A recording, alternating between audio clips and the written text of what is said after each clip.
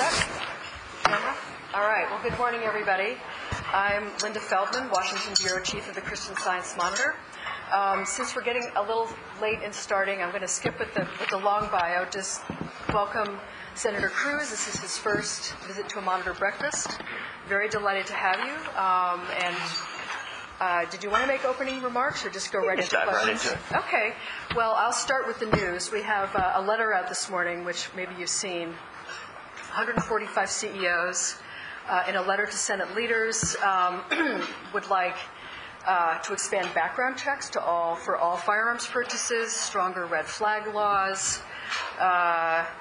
We've got Twitter, Dick's Sporting Goods, Airbnb, a number of major companies signing on to this.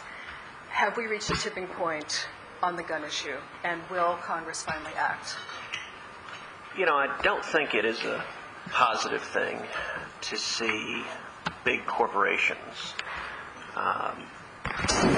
shifting their focus from their customers and actually doing what they were created to do into trying to become political players on divisive social issues. We have seen in recent months and years, for example, some big banks trying to use their economic power to defund politically disfavored groups. That's not the job of a bank. And I will note, with at least one of those banks that came out with one of those oh-so-brave corporate letters, when I sat down with their leadership and actually asked them about it, the people who wrote the letter didn't know the first thing about the substance. So, for example, they had sent a letter saying they would refuse to bank anyone who sold assault weapons. So I asked what seemed like a fairly reasonable follow-up question, given they already sent the letter, this was public. I said, can you tell me what's an assault weapon? I can tell you the people that wrote the letter had absolutely no idea. They didn't know. They responded, I guess it's a machine gun.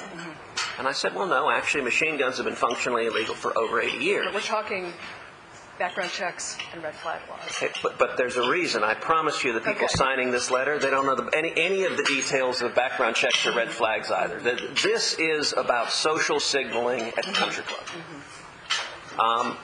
As I pointed out with this bank that was threatening billions of dollars of financial repercussions, I said, you know, it's almost makes you wonder if there's an institution that was, say, created to weigh competing policy arguments and to consider facts and evidence and to actually study an issue and then enact policies that might reflect the will of the people. And that was somewhat tongue-in-cheek because obviously that institution is the U.S. Congress. Now, when it comes to guns, let me be absolutely clear. Yes, Congress needs to act. Okay. The straw man of the gun control crowd saying that the only alternative to what they are pushing is do nothing, that is an empty straw man. One of the very first pieces of legislation I introduced in the Senate was legislation focused on violent gun crimes, stopping gun crimes. And the way to do that is you target the bad guys. You target felons, you target fugitives, you target those with serious mental illness that makes them a danger to themselves and others. What doesn't work, and what so often elected Democrats in Congress focus all their attention on, is going after the law-abiding citizens, going after the Second Amendment right of citizens who have never committed a crime, we have no reason to believe pose a threat. And that, at the end of the day,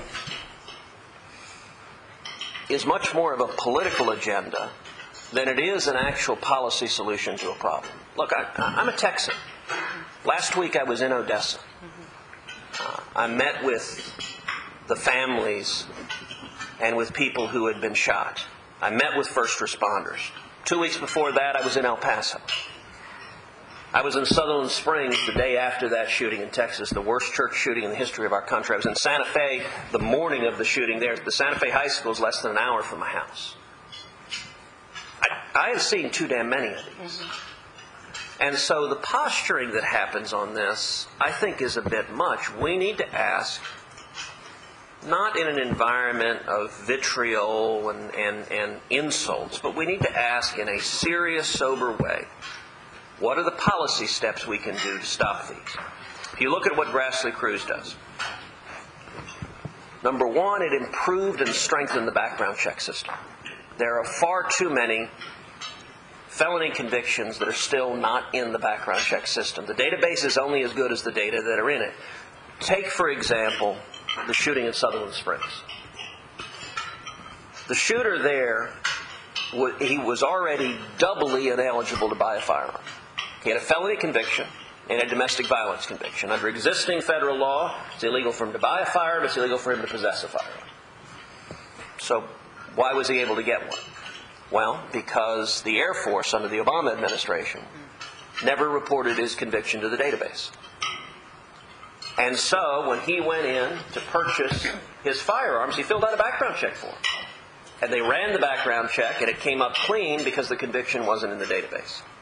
Grassley Cruz, among other things, mandated the Department of Justice conduct an audit of every federal agency to make sure that federal convictions, that they're all included. Grassley Cruz, had it passed, presumably would have caught that conviction because it was explicitly designed to do so. But the second piece, and I think this is really the most important, is for far too long, DOJ has had a policy, by and large, of not prosecuting felons and fugitives who lie on their background check forms, who try to illegally buy guns. So the Sutherland Springs shooter, when he went in to buy that gun, he filled out the form, he checked the box that said, no, I don't have a felony conviction. And he checked a different box that said, no, I don't have a domestic violence conviction. Both of those were lies. Those lies were felonies that carry with them significant federal prison sentences. What Grassley Cruz mandated is the Department of Justice create a gun crime task force and that they prosecute felons and fugitives who lie on their background check forms. And if Grassley Cruz had passed, there's a very good possibility that Sutherland Springs shooter would have been prosecuted when he lied on that form, and that means he would have been in a federal jail cell instead of murdering those innocent people in that beautiful church. That's what I mean by saying we can pass real legislation that can stop these crimes. But unfortunately, what we see instead is we see too many Democratic politicians playing games. I mean, the latest proposal that I think 3 of the Democratic 2020 presidentials are embracing is gun confiscation. That they want to forcibly mandate the confiscation of guns, of assault rifles, which happen to be the most popular rifles in America. And, I have to say, just a few years ago, when those of us who were concerned about Second Amendment rights raised the prospect of gun confiscation, we'd get laughed at. You guys would laugh at us. You'd say, come on, that's not realistic. That's crazy conspiracy theory talk. Nobody's going to do that. We now have 3 of the presidential contenders on the stage. Beto O'Rourke, Kamala Harris, Cory Booker. All 3 openly, explicitly, directly embracing gun confiscation. That doesn't work, makes people more vulnerable, and would have, I believe, zero effect actually reducing these violent crimes. So let's look at today. What's doable today? You've got the president and his team talking to senators from both parties. What's doable this fall? So what is doable this fall, I believe, is passing Grassley Cruz. I've reintroduced Grassley Cruz. Is that on the table? It is. It is very much on the table. So in 2013, when I introduced it, it was in the wake of Sandy Hook, the horrific school shooting up in Connecticut. And it came for a vote. And in the Harry Reid Senate, so it was a Democratic Senate, Republicans were in the minority, Grassley Cruz got 52 votes. We got a majority in the Harry Reid Senate. 9 Democrats voted for Grassley Cruz. It actually got more bipartisan support than any of the comprehensive legislation anyone had introduced. The reason it didn't pass is Harry Reid and the Democrats filibustered it. They demanded 60 votes. So even though it got a majority, It didn't get 60 votes. It didn't pass into law. What I have urged my colleagues, what I've urged the president, what I've urged publicly, is we should take up and pass Grassley-Cruz, focus on how you actually stop these violent crimes, which is going after the violent criminals and stopping them before they commit them. All right, I forgot to do one thing. I meant to announce the ground rules at the beginning. So we are on the record, but no live blogging or tweeting, and in short, no filing of any Unless kind. I say something really juicy. Unless you say something really juicy, which, anyway. So please, you don't sound like yes, you think please, that's all that likely. Please make news. There's no embargo once we end, so I think we'll go a little after 10, since you got here a little late. And then we also have had a photographer here, and he will send everybody here pictures when the session ends. And as many of you know, if you'd like to ask a question, please gesture to me, and I will call on as many of you as I can before we wrap up. Let's see. I think John Gizzi wanted a question. John from Newsmax. To your right, Senator. Senator, I heard you give a talk several years ago where you said if Republicans did not in Texas adapt to the changing demographics, they would go the way of the Whigs. I never forgot the saying that you used that. Right now, we've seen different polls on Texas, which was a strong state for the president in 2016. If you could guess, what percentage of the vote would he get in Texas, and what does he need to improve his standing in the Lone Star State? So I think Texas is a battleground. I think Texas is going to be hotly contested in 2020. I believe the president will win Texas. With what percentage? I think it will be closer than last time. And I also believe John Cornyn will be reelected. But both will have a serious race in the state of Texas. I think the Texas election in 2018 is powerful foreshadowing for what to expect across the country in 2020. If you look at what happened in Texas in 2018, number one, my opponent, Beto O'Rourke, raised over $80 million. Over 80. And his campaign outspent our campaign 3-1. To give you a sense of what that means, John, in practical terms, my campaign had 18 full-time campaign staffers. The O'Rourke campaign had 805. That was the differential we faced on the ground each and every day. And it produced real results. The Democrats in Texas increased their turnout more than 100%. They took it from 1.8 million, which was Democratic turnout in 2014, the last off-cycle election. They took it from 1.8 million all the way up to 4 million. Now, thankfully, we turned out 4.2 million Republicans. But that 0.2 was the whole margin of victory. The Texas Senate race ended up being the most expensive Senate race in U.S. history in hard money. And I think that foreshadows what 2020 will be. Nationally, we will see, I believe, record-setting, and in fact, record-shattering Democratic turnout in 2020. Because the far left is pissed off. They hate the president, and that is a powerful motivator. What that means, and this is true in Texas, but it's true across the country, that if we are going to prevail, and I very much hope we prevail in November, and I'm working hard for us to win in November, but we've got to turn everybody else out.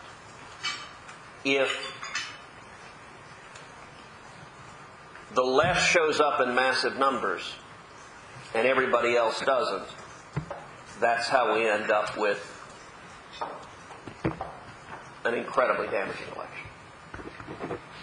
Okay, Peter Nicholas from The Atlantic at the end of the table to your right. Thanks, Senator. I wanted to ask a question about Iran, if I may. Yeah. Macron has talked about a loan credit program Yes. For Iran. I was curious about your reaction to that. There's been some discussion inside the White House about easing sanctions on Iran, and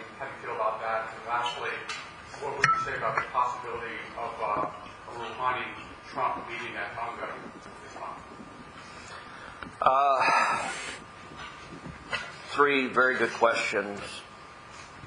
All three of those issues concern me a great deal. I believe the threat of a nuclear Iran is the single greatest national security threat facing the United States. When the Ayatollah Khamenei chants death to America, I believe him. I don't think that is empty rhetoric.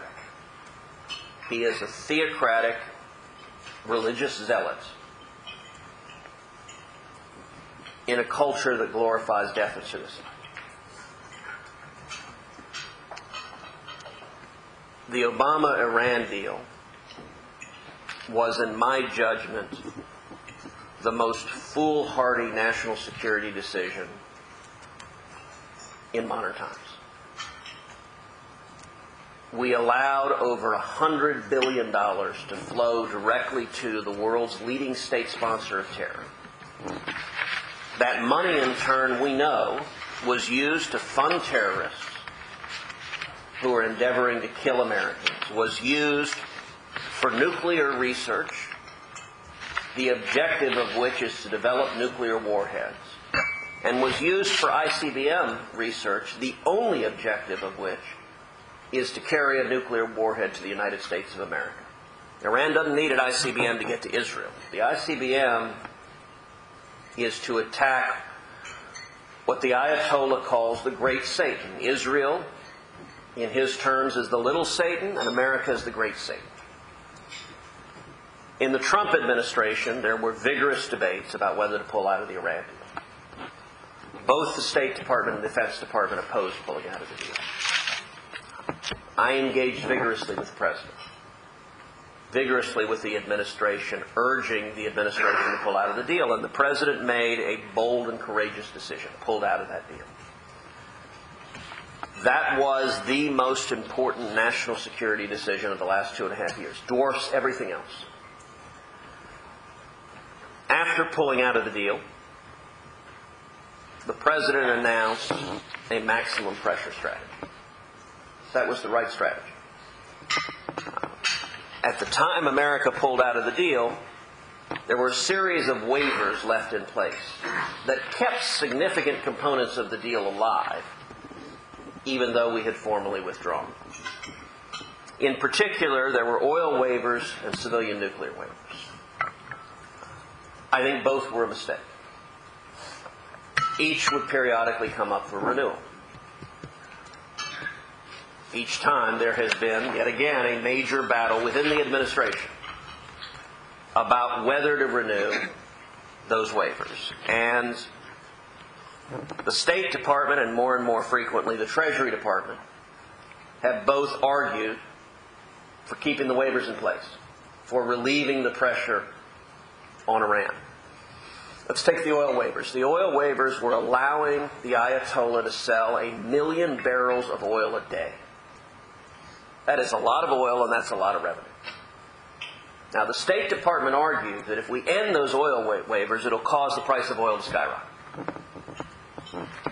The Energy Department, who one might think would have some knowledge of energy, responded, no, that's wrong, that there's more than enough supply between the Saudis, between the Permian Basin and Texas, that ending that production and that export would not cause the price of oil to export. Once again, I engaged vigorously with the President, with the administration.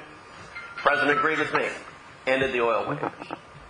And we now know that the State Department was wrong and Energy was right, because oil prices didn't skyrocket. We have cut off those sales and oil prices remained constant. The civilian nuclear waivers, of which there were initially 7, we have revoked 3 of them.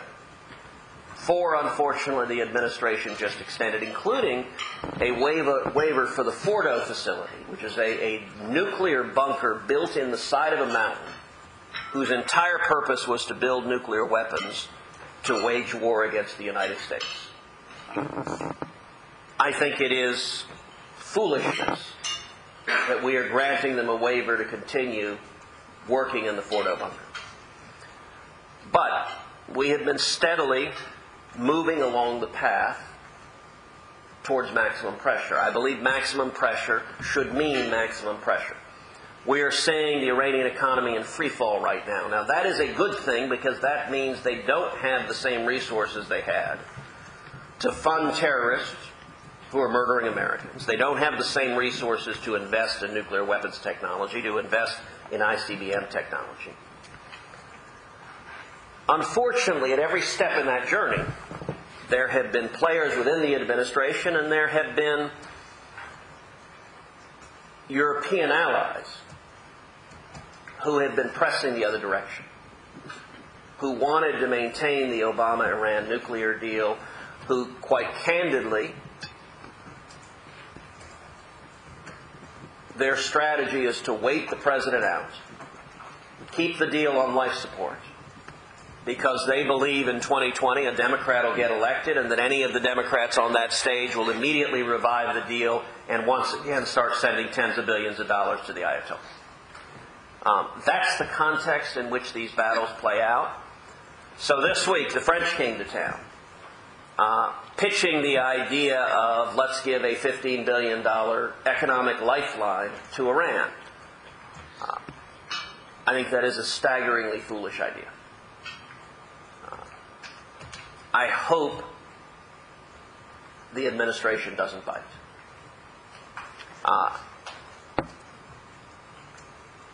There have been voices within the administration, most vocally the Treasury Department, that have been pressing to lessen sanctions and even to adopt the French proposal of an economic subsidy plan for Iran funded by the West. If that position were to prevail, it would be a return to the failed Obama foreign policy, and it would undermine the single most important national security victory President Trump has had in the first 2.5 years. Okay, Lynn Sweet from the Chicago Sun-Times, right to your right. Sergeant Cruz, Yeah. your tweet on gun control in Chicago sparked a back and forth Indeed. between you and Mary Lightfoot. He said if you really want to know what's going on in Chicago, he'd love for you to walk the streets on the west side and the south side with her. If you really are interested, you can come to Chicago and talk to the mothers and fathers, the pastors, the teachers, the police and prosecutors. My question is, will you go? If so, when? If not, why? And could you please react to me, her words when she said, keep our name out of your mouth until you're ready to talk to people in Chicago as people, not just Democrats who use it as a rhetorical device. Well, I pointed out the simple reality that gun control laws don't work. And when they're implemented, they have proven to be a failure. Emblematic of that failure is the city of Chicago. The city of Chicago, for many years, has had some of the strictest gun control laws in America. For law-abiding citizens, it is functionally illegal to own a firearm. Because law-abiding citizens are, by definition, abiding the law, they don't own firearms. The criminals in Chicago, however, have no such compunctions. And so the realities on the streets of Chicago are the criminals have guns and the citizens don't. We've seen the results of that. Year after year, Chicago leads the nation with the most murders in America. Now, that is a combination of gun control laws that disarm the citizenry and make them more vulnerable victims, and an unwillingness to prosecute and incarcerate the violent criminals. And indeed, when this Twitter exchange started, I forwarded a story of a criminal who was a gang member who had had multiple felony convictions, violent gun crimes, who had been arrested yet again and who was released yet again on parole.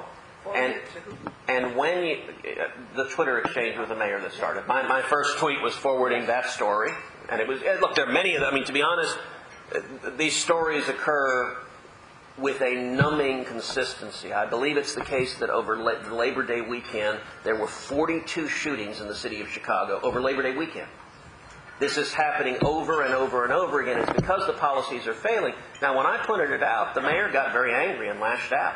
Said, "Don't you dare talk about Chicago." Well, it seems to me all of us should care about Americans being murdered, and we're seeing them being murdered year after year after year. This is not a one-time occurrence. This has been the case in Chicago for a long time. And her explanation, so she pushed back and she said, the problem is Indiana. It's not my fault. It's their red states nearby, and so people can go elsewhere and get guns. And she just blamed particular Indiana. So that is, and elsewhere, that's a convenient talking point. The only problem is every other city in America has red states nearby. The proximity of a place where one is allowed to purchase a firearm legally is not a unique situation for Chicago, and yet Chicago's policies consistently produce a staggering number of murders. So she has another view, which is why she asked you to Chicago. So will you come? If so, when? If not, when?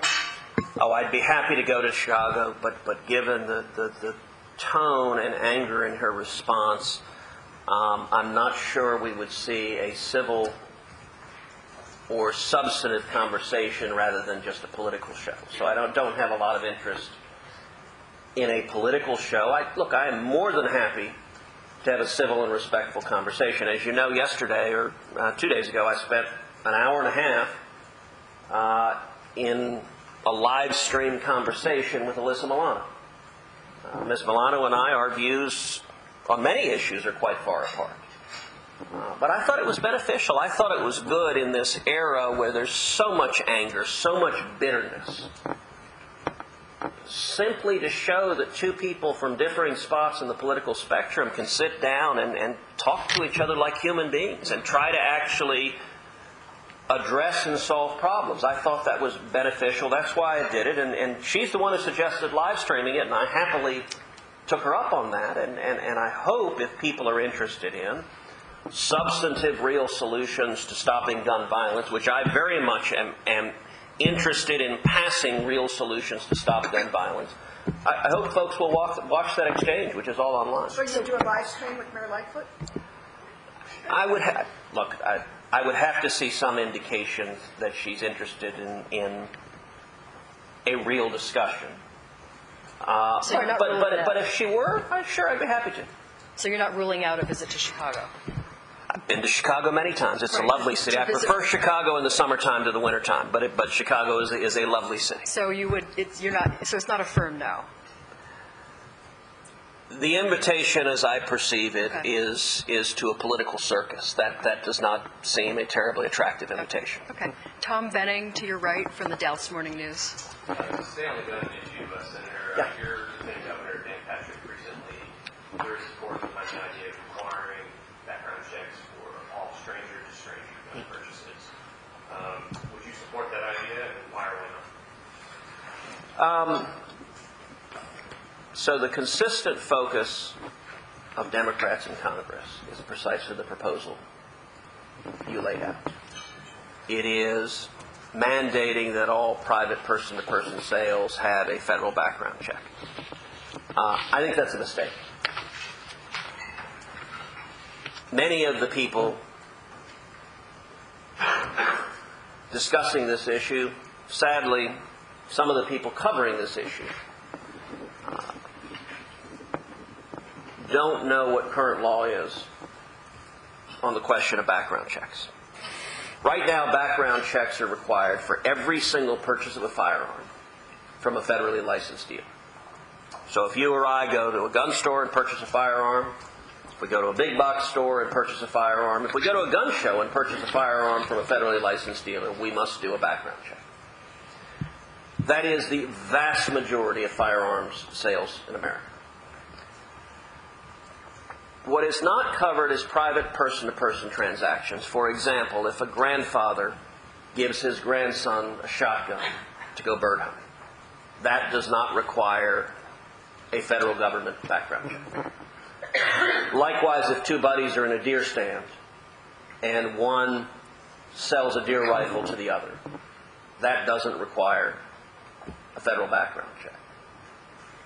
If one is in the business of selling guns, if one is a firearm dealer, every sale must be subject to a background check.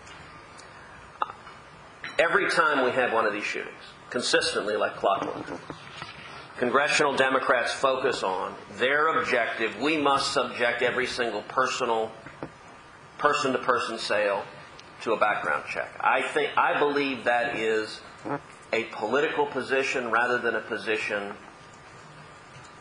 driven by substance of what is likely to actually prevent violent crime.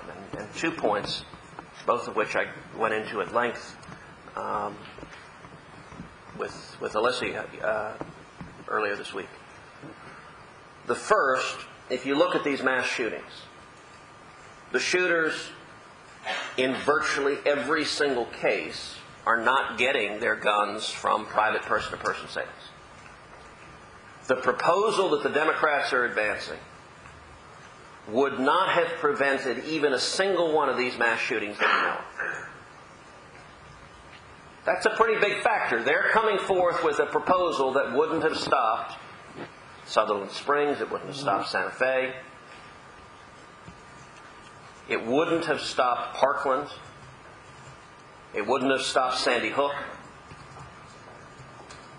But secondly, there is a reason why partisan Democrats focus on this at the expense of all else, and why millions of Americans are concerned about this step. Because if you mandate every private person-to-person sale has to be subject to a background check, the immediate next question is, how do you implement it? And the only way to implement that is with a federal gun registry, with the federal government having a list of every firearm everyone in America owns. That, I believe, is the objective of many of the congressional Democrats pushing this proposal. As I mentioned earlier, it used to be that when those of us who care about Second Amendment rights point out that the gun control side is interested in the federal gun registry and gun confiscation, folks in the media would snicker at us and say, oh, no, they're not. We now live in an age that has the benefit of candor. 3 of the 10 Democrats on that stage are explicitly supporting mandatory federal gun confiscation, the federal government coming and forcibly taking your guns from you. Not if you committed a crime, not if you have any mental illness, if you are a law-abiding citizen who has purchased a firearm to defend your home and your family. 3 of the 10 major presidential candidates on the Democratic side are saying the federal government will forcibly seize it. And just this week, my former opponent, Beto O'Rourke, advocated a national gun registry in order to implement the mandatory gun confiscation. That is an exceptionally bad idea. And it wouldn't prevent these mass murders. On the other hand, the approach that I am pushing, focus on the felons, the fugitives, those with dangerous mental illnesses, that would prevent far more of these mass murders, while at the same time protecting the constitutional rights of law-abiding citizens. Lieutenant Governor Patrick did make the distinction that he would want to transfers among families and among friends. Does that distinction matter at all to you in terms of whether or not you like that? Yeah. Dan Patrick is a good man. I have every confidence the legislature in Texas will debate and consider these issues. Thankfully, I serve at a different lunatic asylum. And so my responsibility is to represent Texas in the United States Senate. And so in terms of legislative proposals, I'm going to focus on the body in which I serve and leave questions of the Texas State Legislature to the Texas State Legislature. Okay. Alex Bolton to my left from the Hill. Senators Murphy and Manchin say they expect a decision from President Trump as soon as today whether he would support a modified version of Manchin-Toomey, which would expand background checks but have some exceptions. What do you think the political response or fallout from the right would be if President Trump were in the next couple of days to endorse a modified version of Manchin-Toomey? And on the other side of it, what do you say to Republicans who worry about suburban areas trending Democratic because of gun control issues and think that could cost them in statewide races like in Texas and other places? If Republicans abandon the Second Amendment and demoralize millions of Americans who care deeply about Second Amendment rights, that could go a long way to electing a President Elizabeth Warren. We're going to see record-shattering Democratic turnout. The only element missing to ensure Democratic victory is demoralizing conservatives so they stay home. I hope we don't do that. I think that would be a serious mistake, but it would also be a serious mistake as a policy matter. The Democrats' proposal would not have prevented any of these mass murders. We ought to be focusing seriously, substantively, on how you stop these horrific crimes, and what they're proposing wouldn't do it. What I'm proposing has a far greater likelihood of preventing these kinds of crimes. Not only that, Democratic gun confiscation proposals, which are getting more and more common. And by the way, when it comes to gun confiscation on the left, it starts with so-called assault rifles. But the next step is handguns. Now, at this point, I expect folks around the room to snicker and say, oh, come on, that's ridiculous. They'll never go to handguns. Just remember that in about 24 months, when we see them pushing for handgun confiscation. They have not yet proposed it, but that is, I believe, their ultimate goal is full confiscation. That would cost lives. So one of the things in the discussion this week with Alyssa Milano, where she asked if we could save just one life, shouldn't we do it? And listen, absolutely we should save just one life, but one of the things to remember here is that the reason the Second Amendment protects the right to keep and bear arms is not because we wanted a bunch of duck hunters in America. And it's not because we were interested in target shooting. It is because of the ability and the right to defend yourself and defend your family. And the estimates are that firearms are used defensively to stop a crime anywhere between 500,000 times and 3 million times per year. That is a lot of lives. Just this past weekend, there was a young woman, 28-year-old woman in Houston, who coming home at night, getting out of her car, was approached by several violent and aggressive large men. And thank God she had a pistol in her purse that she pulled out and defended herself. And if she had not been armed, that night in all likelihood would have ended very, very differently. One of the critical points about the Second Amendment is it is in particular a powerful tool of women's empowerment, because it enables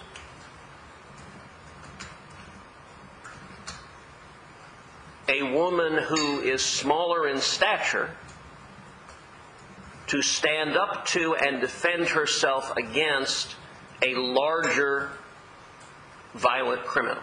That evens the playing field. One hypothetical it's worth asking.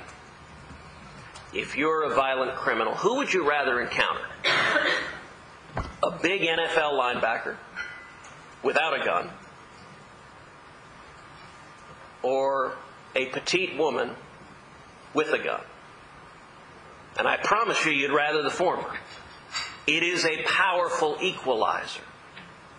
And so when Democrats talk about taking away guns, that risks, I believe, a great many lives as well.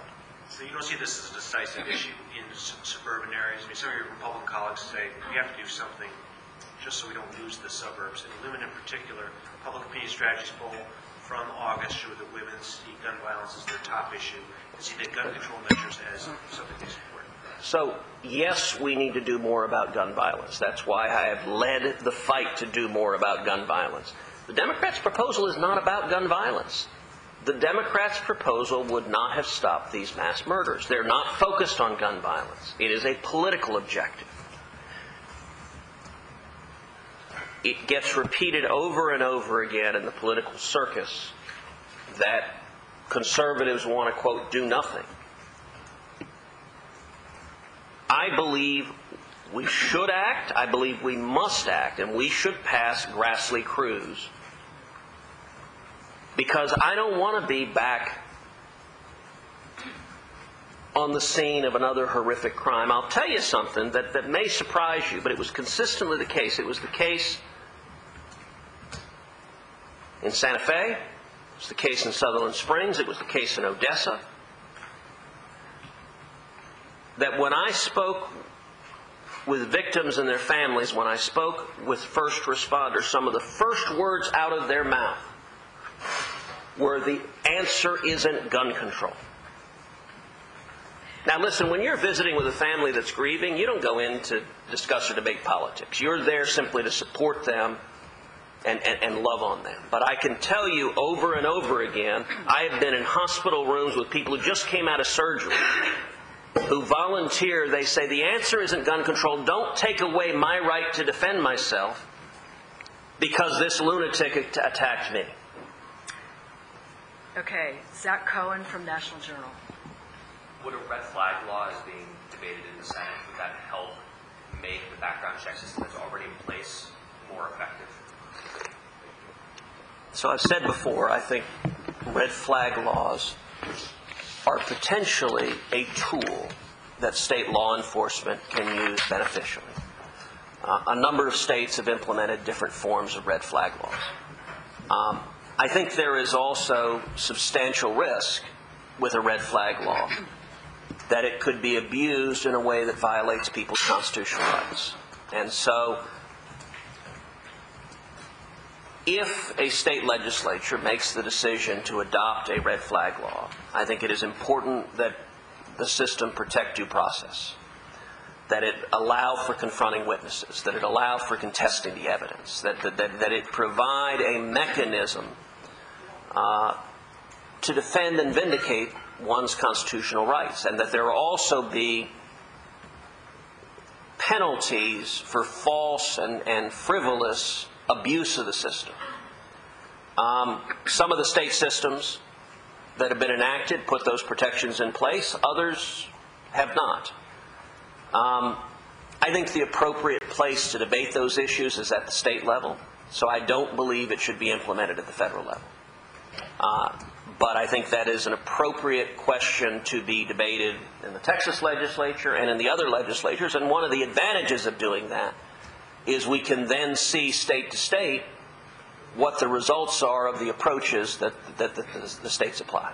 The Graham-Blumenthal proposal would be to grant funds to states so they can implement those types of programs. Do you have any opposition to that? I think that is a mistake for the federal government to go down this road. I think the states are perfectly capable of assessing the competing policy concerns and implementing these proposals. And look, I'll give an example. Texas has on the books a law, the Texas Violent Sexual Predator Civil Commitment Law. That is a law that provides that if someone is adjudicated with serious mental illness, they've committed a crime and they are a pedophile, that the state can involuntarily commit them civil commitment to keep them off the streets so that they don't molest and sexually assault children. That is a law that a state court of appeals in Corpus Christi struck down as unconstitutional. At the time I was the Solicitor General of Texas. I appealed that case, and I argued that case myself in front of the Texas Supreme Court defending that law, and won unanimously reinstating that law. So that Texas has a tool when you're dealing with violent sexual predators to keep people safe. Now, in that instance, there are serious protections of due process, that it can't be abused. It can't simply be a neighbor who's ticked off at his neighbor calling and trying to get the police to take away his firearms. That it has to be based on real evidence, serious mental illness, and a serious threat. one of the reasons why it should be at the state level and not the federal level is because questions of civil commitment are by and large handled at the state level. That's not what the feds do. That's not within federal responsibility or federal expertise. The question of how one deals with mental illness more broadly and involuntary commitment has long been a state law question. And so using these tools, they're far better debated at the state level. I think if Congress stuck its nose into it, the odds are pretty high we would screw it up. Okay, so we're now at 10 o'clock. We got a late start. Can you stay for a few more? Sure. Do a lightning round? Okay, Lori Kelman from the AP, to your left. You had talked just now, summarizing about gun control, about if the Republicans abandoned the Second Amendment, that could go a long way toward election democrats. Yep. Just to be clear, do you think that the two-mansion Murphy effort for president would be abandoning the Second Amendment? I think it would be a mistake. I think the objective of the congressional Democrats pushing it is to undermine the Second Amendment. Their objective is gun confiscation. It's why they want a registry, because they want forcible confiscation. And we're now seeing their presidential candidates be open and explicit about that. We don't have to speculate. They're admitting that's their objective. That objective would be profoundly unconstitutional, but also, if carried out, would predictably endanger people's lives, because it would reduce the ability of law-abiding citizens to defend their own homes. We'll go back to the Chicago question before. If you look at other cities, Chicago's defense is Indiana. People can buy guns in Indiana. Well, you know what? In many other big cities in America, people can buy guns right there. They don't have to go to Indiana. They can go down the street. Law-abiding citizens are actually allowed to exercise their rights, and you see much, much lower murder rates. A violent criminal invariably prefers an unarmed victim. When government leaders forcibly disarm the citizenry, it makes citizens far more vulnerable. You know, I'll tell a funny story. When Heidi and I were newly married, our first house, we bought a little house in Austin, little 2-bedroom bungalow.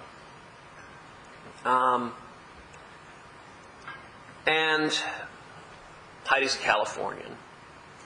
She did not come from a culture. She was not a gun owner when we got married.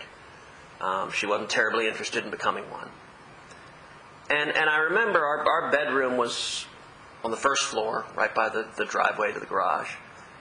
And I remember, I was going out of town for some reason, and I went from the garage and I pulled out a hatchet.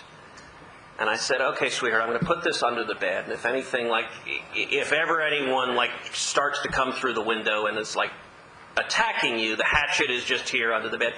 And as I'm saying that, I'm looking at my beautiful 5'2" wife and picturing her trying to wield a hatchet against some violent criminal coming through the window. And saying that, the idiocy of it was apparent. And so I went out that afternoon and we bought a .357. And thankfully we haven't faced that. But if a criminal comes through our window, they won't see my wife trying to figure out what to do with a hatchet. They will see her again with a .357 prepared to defend herself and defend our daughters. Do you think that if they strike a deal on background checks, do you think that is a threat to President Trump's reelection? And secondly, I'm not hearing you say you would not vote for such a bill. Would you see any... Okay, so language matters on if they strike a deal on background checks. Let me be very clear. My legislation strengthens the federal background check system. And this is where much of the discussion, if you ask people, should we have background checks? Of course we should. And that's existing law. And so how one talks about this matters. I I want to strengthen the federal background check system. I want to make sure that we have all of the felony convictions in that database. The federal convictions, like the one for the Sutherland Springs shooter that the Obama administration never reported, which is why he was able to buy his firearms. And I want to make sure that when felons and fugitives illegally try to buy firearms, that we prosecute them. I'll give you a stat that I would encourage y'all to include in your stories, because it's a stunning stat. In the year 2010, which happens to be the year I've got the data, there were over 48,000 felons and fugitives who tried to illegally buy firearms. So they were either a felon or a fugitive. They went in to buy a firearm. They filled out a background check. They tried to illegally buy a firearm. Over 48,000. Of those, the Obama Department of Justice prosecuted just 44 of them. 44 out of 48,000. I think that's crazy. In the Senate Judiciary Committee, I had testimony from a Democratic police chief who was pushing for more gun control. And I asked about, why aren't you prosecuting the felons and fugitives who are trying to illegally buy guns? And this police chief yelled at me, I don't have time for paperwork offenses. Now, in my view, it is not a paperwork offense. If you have a convicted felon who is trying to illegally buy a firearm, that's not a paperwork offense. That is the opportunity to step in and stop that convicted felon from committing another crime, from committing murder. And so Grassley Cruz is focused on the bad guys, directing the Department of Justice. And if you want to talk about reducing gun crimes, all of the proposals the congressional Democrats are pushing, none of them have any prospect of being effective. You want to know what's effective? We can actually look at what's been effective. I mean, I'm a big believer in data and evidence, and do what works. So it's a program that started under the Bush 41 Department of Justice called Project Trigger Lock. They began focusing federal law enforcement effort on prosecuting criminals who used a gun in their crime. That if you use a gun, that would have additional federal prosecutorial resources. You'd be much more likely to face serious jail time. Fast forward to the Clinton administration, that got implemented most significantly in the Eastern District of Virginia, in what was known as Project Exile. As it so happened, the U.S. attorney was a fellow named James Comey, who was a Clinton U.S. attorney who implemented Project Exile. And in Richmond, Virginia, what they did is they said, if a criminal uses a gun, if you bring a gun to a crime, if you use a gun, you will face a mandatory minimum prison sentence. You will do hard time if you bring a gun. And not only that, they advertised across Richmond. They put up big billboards. Bring a gun to a crime, do hard time. As a result of focusing the prosecutorial resources on gun criminals, Richmond, Virginia saw gun violence drop by double digits. If we want to be successful, we know what works. Project Exile worked. Bush 43 came in, expanded Project Exile throughout the Department of Justice, putting Department of Justice resources into prosecuting gun crimes. And we saw a decrease in gun violence. Unfortunately, the Obama DOJ lowered the focus and priority on gun crimes, lowered the prosecution rate. That was a mistake. I spoke this week with Attorney General Bill Barr, and one of the central things I urged him is to refocus the department's enforcement priorities, that if a violent criminal, if a criminal uses a gun, put him in jail, and put him in jail for a long time. That actually is effective stopping crime. So rather than, listen, on the Democratic side, the reason why you have candidates talking about gun confiscation is it really excites their base.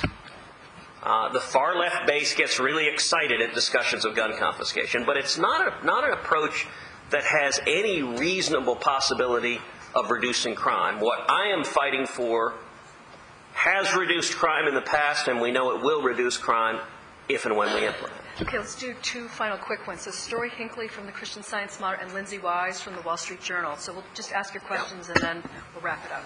Senator, I would like to ask you about the Texas, or Texodus, as it's being called.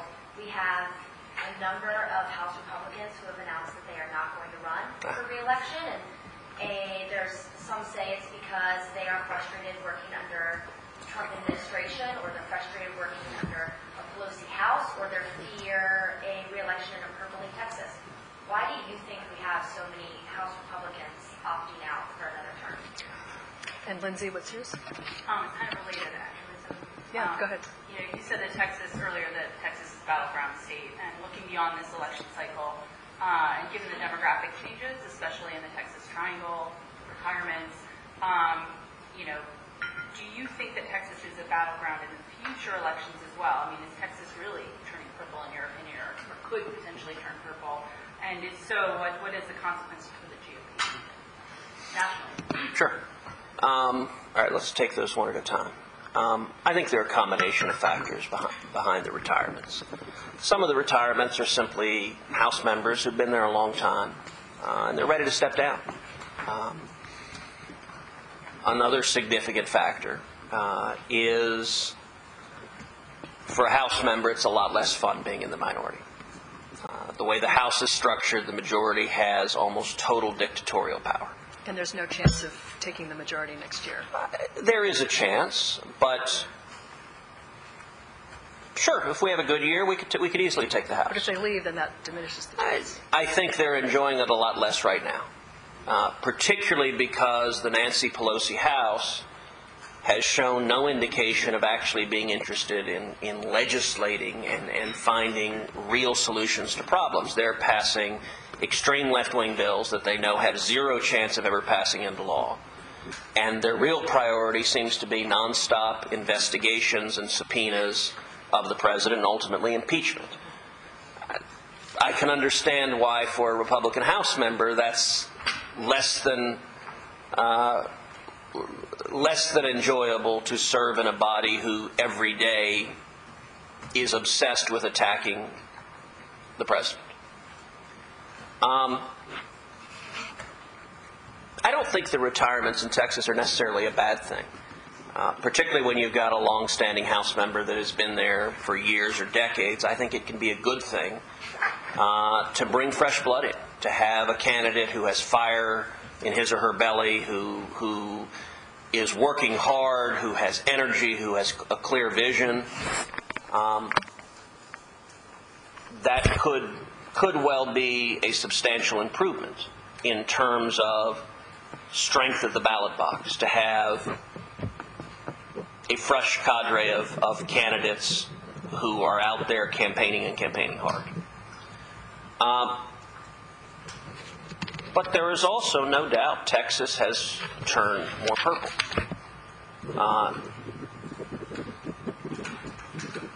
I think much of the media analysis on why has gotten it wrong. Much of it is focused on demographics, on racial and ethnic lines. Now, it is true that Texas is the only majority-minority state in the country that is solidly Republican. There are 5 majority-minority states in the U.S. California, Hawaii, New Mexico, and Nevada. The first 3 are bright blue. Nevada, at least in the last election, turned pretty blue, although it has historically been red at times, and Texas is the 5th.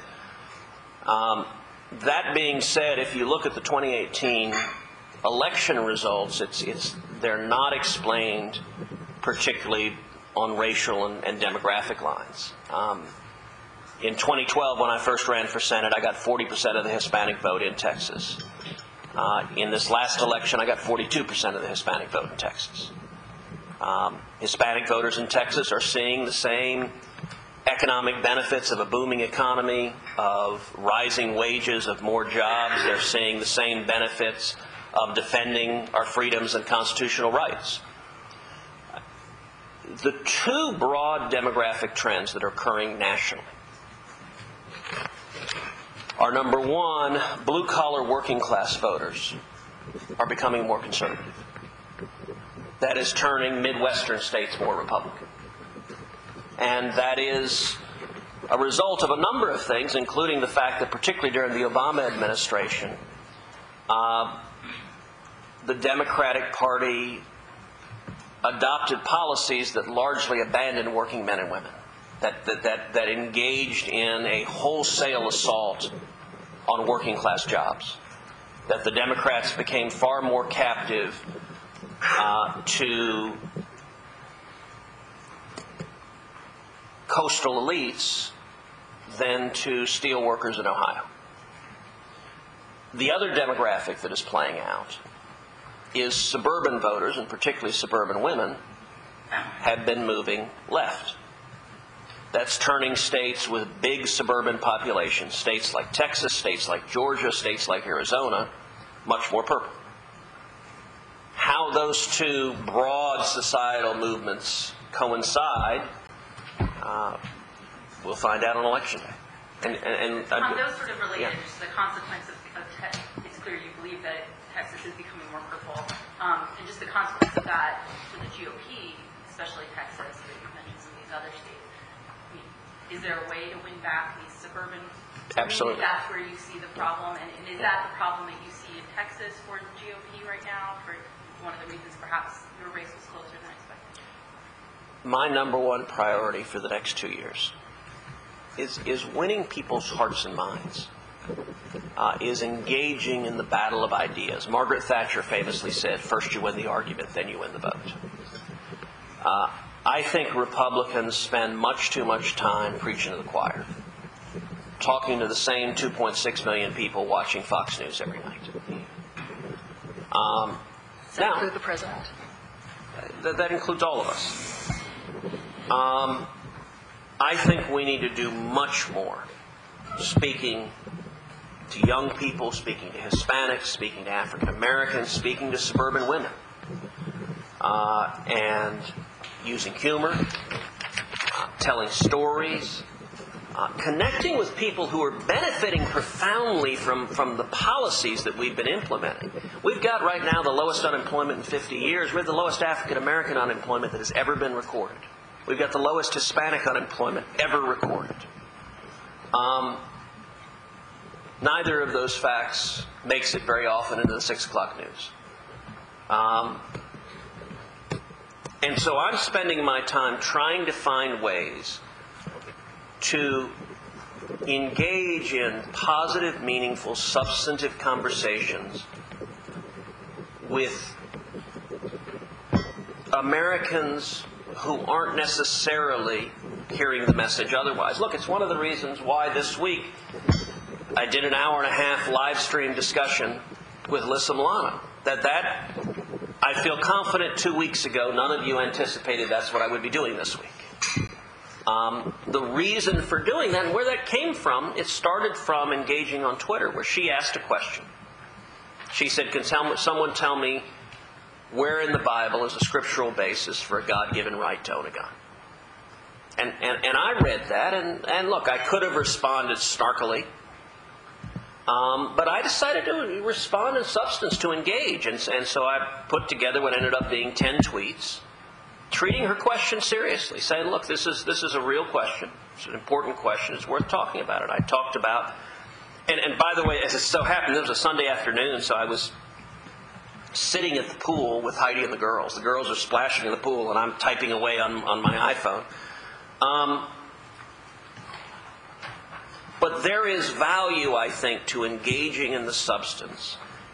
And I think something like that, starting with that Twitter exchange, but then she came back and said, well, she was coming to D.C., would I be willing to sit down and talk about this? And I think it probably surprised her and surprised a lot of people when I said, sure. And she wanted to live stream it. I said, great. You know, we ought to be willing to have conversations with civility, with decorum. It's why in 2017 I did 3 town hall debates with Bernie Sanders. Same reason, on CNN, to engage in substance, because, look, the rhetoric in this environment where everyone's angry, where everything's hot, the rhetoric is all over the place. But if you look at substance, look, we're talking about gun violence. My central point is the proposals they're putting forward don't work. They're not effective in stopping gun violence, and the proposals I'm advancing do work. If we want to stop gun violence, and I very much want to, we should implement proposals that work and not proposals that don't work. I'm saying in the future, if Texas turns purple or even becomes more blue because of these changes that you're mentioning, these trends, can the GOP, I mean, is there a path to the presidency? Is there a path to the majority in the Senate? If that happens, I mean, how crucial is this? If we lose Texas, it's game over. And Texas has been the white whale for Democrats for a long time. We used to be, I mean, under Johnson, of course, not that long. Carter. I don't believe Texas will turn blue. But central to that is we're going to have to work to communicate and turn people out. Look, why did I get reelected in 2018 despite Democrats more than doubling their turnout and facing the biggest onslaught of dollars and attacks in history in Texas? Because number one, we focused the race on issues and substance. And number two, we turned people out. I spent the last 6 weeks of the campaign on a bus tour across the state, barnstorming the state. We did 50 rallies and town halls all over the state. And we energized people to show up and come vote. And so even though we saw this massive Democratic turnout of voters who were angry and upset with the president, I mean, that it historically is much easier to energize and turn your base out for the party that's out of power, particularly if they're upset with the incumbent president. The danger, I believe, for Republicans is complacency. And if we are complacent, that is a recipe for losing. So I don't want to see that happen. All right. Well, listen, I think we've used up our hour very well. My apologies to those who didn't get a question in, and thank you so much for coming, and I hope you'll join us again. I enjoyed it. Thank you for having me. Thank you. Thank you. Basketball with Andrew Day. That's fun. Yeah. Are you going to play basketball with Andrew Day? I think so. Yeah. Right before I walked in, I accepted. I suggested 4-on-4, and he came back and wanted to do 1-on-1.